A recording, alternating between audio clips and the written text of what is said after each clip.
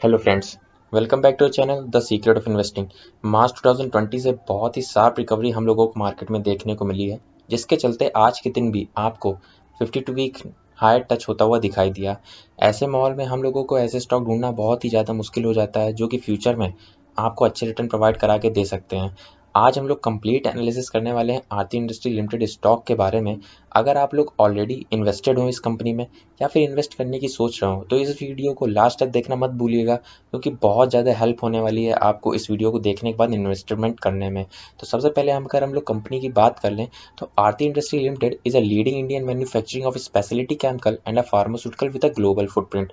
पिछले कई सालों से आपने देखा है कि आरती इंडस्ट्री केमिकल सेक्टर की one of the best company है। अगर किसी भी केमिकल स्टॉक की बात हो रही हो तो आरती इंडस्ट्री का उसमें जरूर नाम आ जाएगा। अगर हम लोग कंपनी के चेयरमैन की बात करें तो आप लोगों को श्री चंद्रकांत योगरी जी इसके चेयरमैन दिखाई देंगे। बोर्ड ऑफ डायरेक्टर में भी बहुत ही जाने माने नाम आपको जुड़ते हुए दिखाई देंगे। श्री राजेश योगरी जी, पिरामल देसाई, मनोज चंदा और हेटल योगरी गोला जैसे कई जाने माने नाम बोर्ड ऑफ डायरेक्टर में आपको इस कंपनी से जरूर देखने को मिल जाते हैं। कंपनी बहुत ही ज़्यादा लॉन्ग कस्टमर चेन आपको इस कंपनी की देखने को मिलती है। कंपनी बहुत सारे केमिकल मैन्युफैक्चर करती है, pharmaceutical chemicals, agrochemicals, polymers, additives, surfactant, pigments and dyes type के, और बहुत ही लॉन्ग कस्टमर चेन भी है।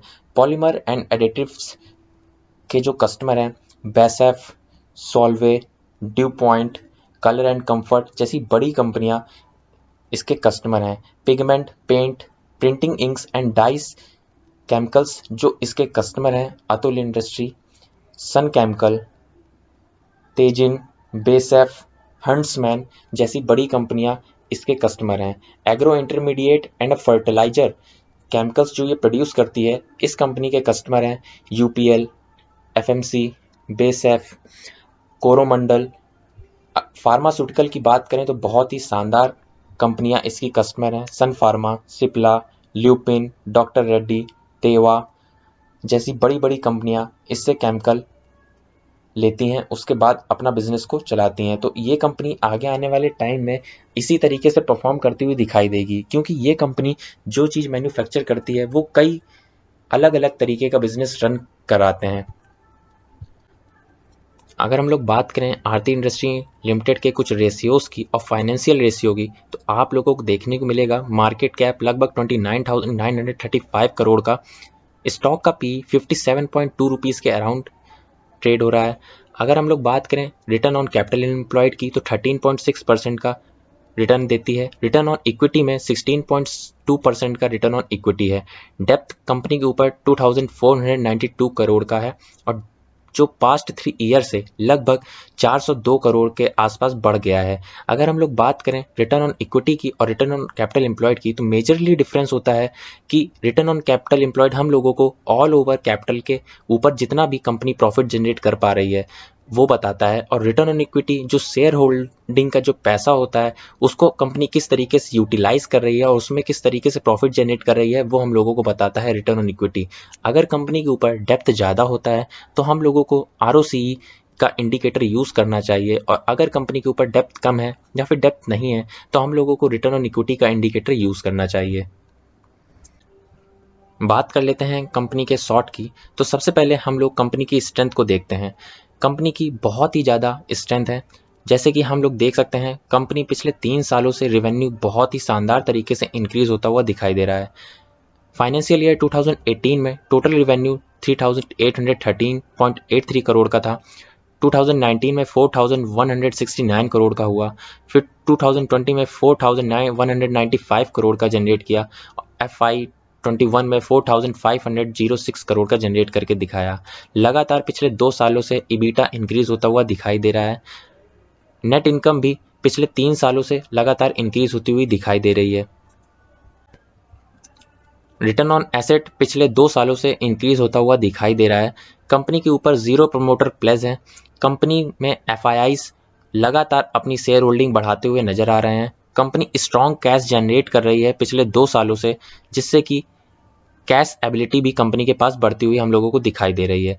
अगर हम लोग बात करें कंपनी की वीकनेसेस की, म्यूचुअल फंड ने हिस्सेदारी अपनी कम करी है पिछले क्वार्टर से। पिछले साल से रिवेन्यू और प्रॉफिट में भी थोड़ा सा कम प्रॉफिट जनरेट करके दिखाया है कंपनी में। क्वार्टर ऑन क्वार्टर बेसिस के प्रॉफिट में भी थोड़ा सा फॉल पिछले साल से नज़र आता हुआ दिखाई दे रहा है। साथ में ही प्रमोटर ने भी अपनी शेयर होल्डिंग कंपनी पे डिक्रीज करती हुई दिखाई दी है। बात करें अगर अपॉर्चुनिटी की, तो कंपनी में बहुत ही ज़्यादा हाई एनालिस्ट रेटिंग बताई जा रही है। अगर हम लोग टिकट टैप की वेबसाइट पे जाएं और वहाँ पे चेक करें तो लगभग यहाँ पे आपको 17 एनालिस्ट की राय देखने को मिलेगी, जिसमें कि 71% रिकमेंड करते हैं इस स्टॉक को बाय करने के लिए। और नेक्स्ट ईयर जून 2022 तक लगभग 1078.24 रुपीज़ का टारगेट आपको देखने को मिलेगा, जो कि 20 से 25% की तेज़ी यहाँ से ये स्टॉक आपको दिखाई देगा।